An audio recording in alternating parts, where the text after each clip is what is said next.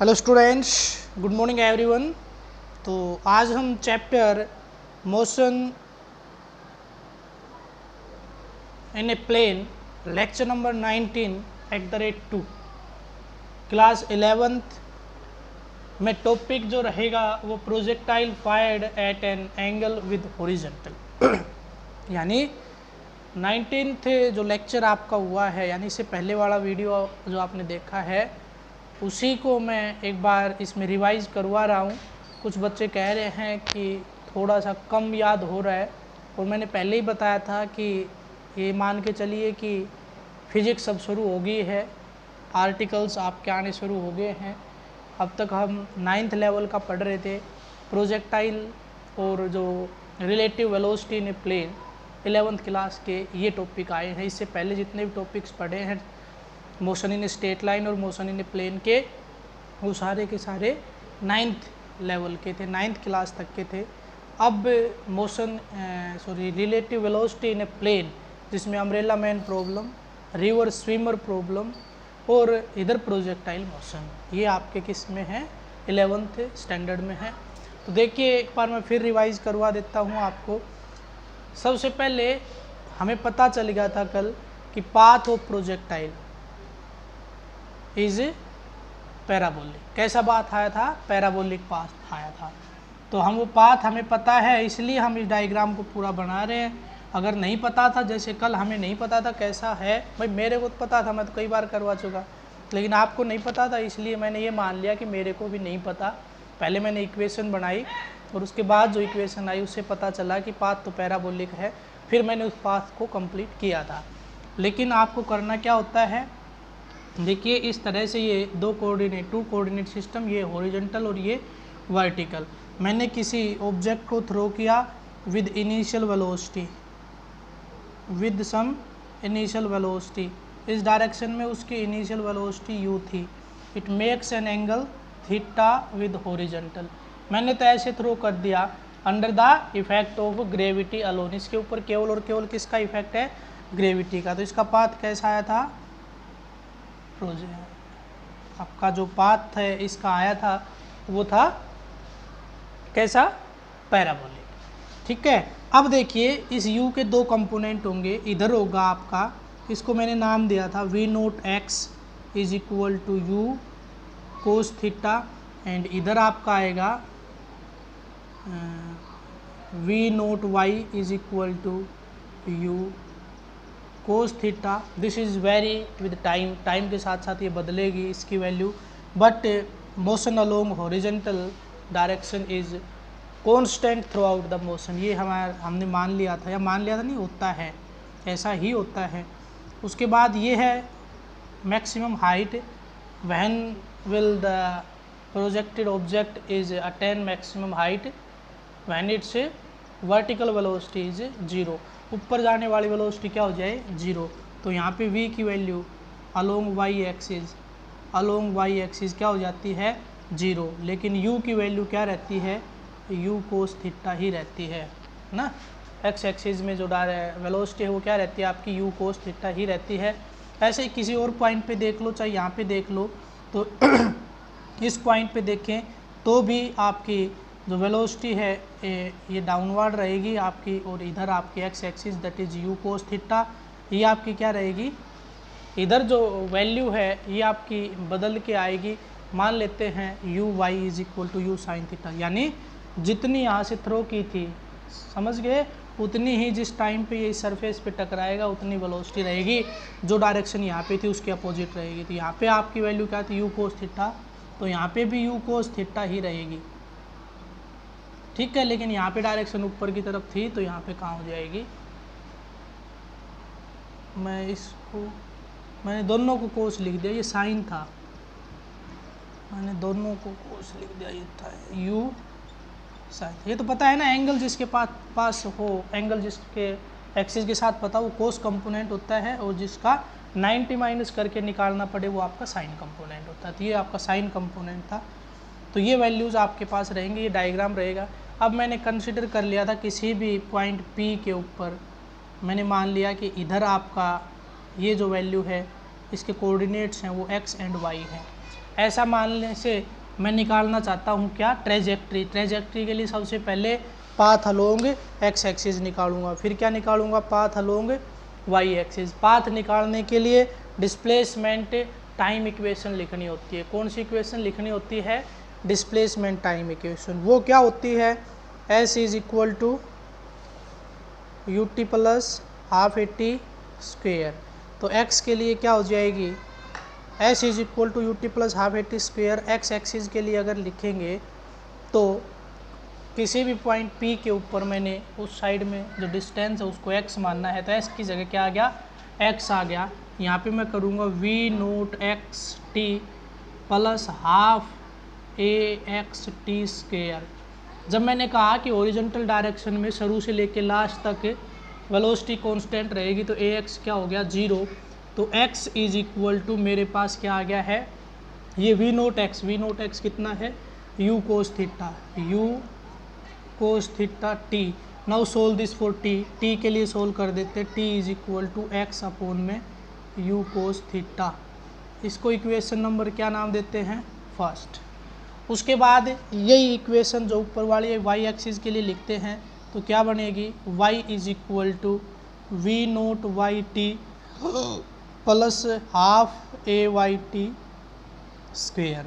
y is equal to U V naught Y, initially जो value थी इसकी वो आपकी क्या है, u साइन थीटा, क्या है, u sine theta into T plus 1/2। यहाँ पे मैं प्लस आएगा ना, एक बार छोड़ के चल रहा हूँ, ए वाई एक्सिस के अलोंग एक्सेलरेशन डाउनवर्ड है g, तो डाउनवर्ड के लिए माइनस, और ये आपका T square. Now by using equation first put the value of t की वैल्यू यहाँ रख दीजिए, y is equal to you sine theta into X upon में u cos theta minus 1/2 g। ये t की वैल्यू यहाँ से यहाँ रखोगे तो क्या आएगा, एक्स स्क्वेयर अपोन में you square cos square theta. इसको सोल्व करोगे तो ये बन जाएगा 10। तो ये हो गया y is equal to X tan theta minus 1/2 g upon U square cos square theta into X square, and this is the equation of parabolic. This is a parabolic equation. किसकी इक्वेशन है, parabola की equation है। तो यहाँ पे trajectory कैसी होगी, है पैराबोलिक। ये इक्वेशन किस क्या कह रही है, पैराबोलिक पाथ कैसा है, पैराबोलिक है। ठीक है, इतना आया समझ में। उसके बाद देखिए आगे की तरफ प्रोसीड करता हूँ। अब मेरे को निकालनी है मैक्सिमम हाइट। क्या निकालनी है, maximum height attend by the projectile. तो मैक्सिमम हाइट कितनी है, h है। चलिए मेरे को ये बताइए, मैक्सिमम हाइट निकालने के लिए क्या कंडीशन रहती है। अगर कोई ऑब्जेक्ट हमने थ्रो किया है तो उसकी मैक्सिमम हाइट उस टाइम पे होगी जब उसकी y एक्सिस में वेलोसिटी 0 हो जाए, ऊपर जाने वाली वेलोसिटी क्या हो जाए, 0। उस टाइम पे उसकी हाइट क्या होगी, मैक्सिमम होगी। यानी यहाँ पे मेरे को इनिशियल और फाइनल दोनों वेलोसिटी चाहिए, और ऐसा कोई फॉर्मूला जिसमें इनिशियल और फाइनल दोनों वेलोसिटी हो, वो कौन सा है, v square minus u square is equal to 2as। तो क्या करूँगा, v y minus v naught y is equal to 2as, 2as, s की जगह पे क्या लूँगा मैं, h। Solve this for h। तो पहले वी वाई की वैल्यू रखिए, वी वाई की वैल्यू है 0 माइनस वी नोट वाई कितना है, u साइन थीटा, और ये आपके पास क्या हो जाएगा 2, ये भी माइनस का g h। इस माइनस से ये माइनस कैंसिल, और h is equal to you sine theta upon 2g। एक इक्वेशन ये आ गई मैक्सिमम हाइट के लिए ना, हाइट के लिए अगर थीटा की वैल्यू 90 डिग्री हो जाए तो ये क्या हो जाएगा, u अपॉन 2g। ये लो इक्वेशन थर्ड है, जो भी है, सेकंड है, थर्ड है, जो भी है वो उसको नाम दे दीजिए। ठीक है, उसके बाद आती है बात आपकी टाइम ऑफ फ्लाइट की। टाइम ऑफ फ्लाइट की, तो टाइम के लिए मेरे को दो चीज़ चाहिए।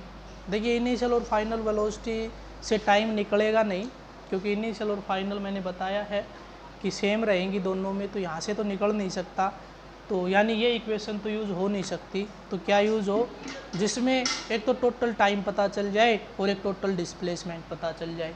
अब मैंने क्या किया, एक्स एक्सिस की इक्वेशन लिख दी। सपोज एक्स एक्सिस में मेरे को दिख रहा है कि यहाँ से यहाँ तक कोई ना कोई डिस्प्लेसमेंट है, ये कितना है ये मेरे को नहीं पता, तो इक्वेशन 1 बनेगी, अननोन 2 बन जाएंगे। क्या क्या, एक तो मेरे को टाइम निकालना था, उसके लिए तो मैं इक्वेशन लिख रहा था, साथ में एक चीज़ और पता नहीं है, वो क्या, हॉरिजॉन्टल रेंज मेरे को नहीं पता है, तो मैं इसको नहीं निकाल पाऊँगा।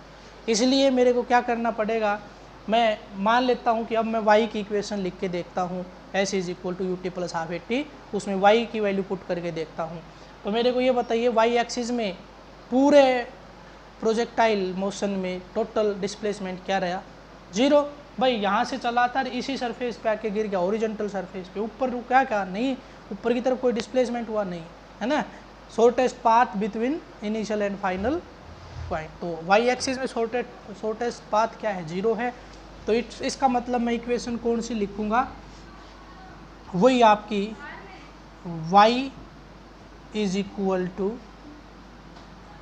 v, क्या होता है, s is equal to U T plus half A T square. तो मैं किसके लिए लिख रहा हूँ, y के लिए, t plus half A Y T square. Now put the value of this, तो y means displacement 0, v naught y क्या है, u साइन थीटा लिख दूंगा, t की जगह कैपिटल T, इस t की जगह पे भी कैपिटल T, इसकी जगह पे माइनस g रख दीजिए सारी value. 0 is equal to u sine theta into t और माइनस 1/2 जी टी स्क्वेयर। ठीक है, ये इक्वेशन बन गई। Now put the value of t from equation t capital, अच्छा t तो निकालना है मेरे को, चलो फिर तो बहुत इजी हो गया। मैं क्या करता हूँ, इसको इधर ले आता हूँ, तो minus of u sine theta t is equal to minus of 1/2 g t square. इस स्क्वेयर से ये t कैंसिल, माइनस से minus cancel, t is equal to, ये 2 जाएगा ऊपर, 2u साइन थीटा बाई जी, ये आ गया है टाइम ऑफ फ्लाइट। ठीक है, अब मेरे को निकालना है हॉरिजॉन्टल रेंज। अब क्या निकालनी है, हॉरिजॉन्टल रेंज, बस लास्ट है हॉरिजॉन्टल रेंज। तो हॉरिजॉन्टल रेंज में मान लेता हूँ कितनी है, r है, r के लिए इसको सोल्व करना। अब तो साफ साफ दिख रहा है, क्या निकालना पड़ेगा, x एक्सिस के लिए s is equal to U T plus half A T square लिख दीजिए। तो x की जगह पे क्या आएगा, r इज इक्वल टू, यहाँ पे क्या आएगा, x एक्सिस में जो वेलोसिटी वो क्या रहती है आपकी, u कोस थीटा इनटू में t कौन सा लेंगे, टाइम ऑफ फ्लाइट वाला, ये t, बाकी इसमें क्या होता है, 0 होता ही है।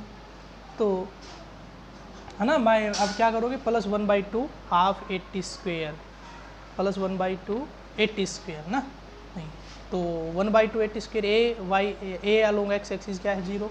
तो मेरे पास ये वैल्यू आ गई। अब मैं क्या करता हूँ, इस टी की वैल्यू यहाँ से उठा के यहाँ रख देता हूँ, तो क्या बनेगा, u cos theta into 2u sine theta by G. मैंने बताया था यही है मेन इक्वेशन जो न्यूमेरिकल प्रॉब्लम्स को सोल्व करवाएगी, इससे रिलेटेड जो भी होंगे वो। इसके साथ इसमें एक ट्रिग्नोमेट्रिक फॉर्मूला यूज़ करके दिखाया था, जिसमें जो आपका 2 sine theta cos theta is equal to sine 2 theta के बराबर रख के दिखाया था। तो यहाँ से क्या करते हैं, इस यू स्क्वेयर को तो अलग कर देते हैं, इस यू स्क्वेयर को तो कर देते हैं अलग, ये लो यू स्क्वेयर। अब ये क्या बच गया, 2 sine theta cos theta upon G, ये बच गया आपके पास हॉरिजॉन्टल रेंज। अब ये जो फॉर्मूला ये किसका होता है, 2 sine theta cos theta is equal to sine 2 theta, ये किसका फॉर्मूला होता है, साइन 2 थीटा के बराबर। तो r is equal to U square sine 2 theta by जी।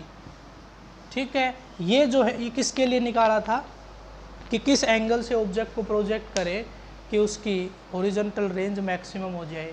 तो साइन 2 थीटा मैक्सिमम कर देना है। साइन 2 थीटा की वैल्यू क्या होनी चाहिए, मैक्सिमम होनी चाहिए। ये कब हो सकता है, जब 2 थीटा की वैल्यू क्या हो 90 डिग्री और थीटा की वैल्यू क्या हो 45 डिग्री। यानी ये थीटा की वैल्यू अगर 45 डिग्री हो जाए कोई भी ऑब्जेक्ट को प्रोजेक्ट करते समय, थ्रो करते समय, कहाँ से, ओरिजेंटल एक्सिस से, तो उसकी मैक्सिमम रेंज कब होगी, जब ये एंगल कितना हो 45 डिग्री हो। तो ये था ऑल अबाउट एंगुलर प्रोजेक्टाइल और projectile with N angle with horizontal.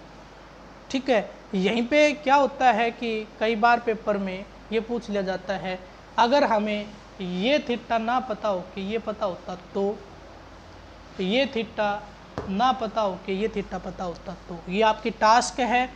बहुत ज़बरदस्त तरीके से आपको इसको करके दिखाना है, बहुत ज़्यादा कॉन्सेप्चुअल पार्ट है।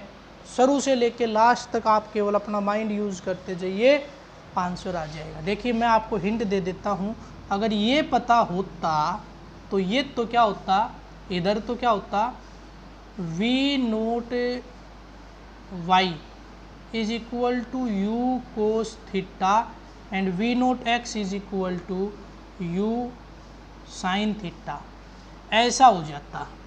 शायद तो आप समझ गए होंगे। अब कांस्टेंट जो रहना था वो क्या रहेगा, u साइन थीटा, बस। बाकी सब कुछ वही इक्वेशन लिखनी है, वैल्यूज़ आपकी बदल जाएंगी, उनको पुट करते जाना। ठीक है, या साइन 90 माइनस थीटा भी लिख सकते हो, अगर ये वैल्यू ना पता हो कि ये पता हो, तो ये क्या बच जाएगी 90 माइनस थीटा, इसको रख के और एज इट इज़ भी रहने दे सकते हो, या फिर शुरू से इसी को थीटा लेके सोल्व कर सकते हो। तो कल मैंने आपको कोई टास्क नहीं दिया था, आपको कल वाला आर्टिकल मैंने इस वीडियो में याद करवाया। आपको लिखना कुछ है ही नहीं, केवल वीडियो देखना था। वीडियो देखने के बाद आप एक बार अपनी नोटबुक में जो कल किया था उसको एक बार रिवाइज़ करें और फिर ये करके और मेरे पास सेंड करें। आज की वीडियो में इतना ही, थैंक्स।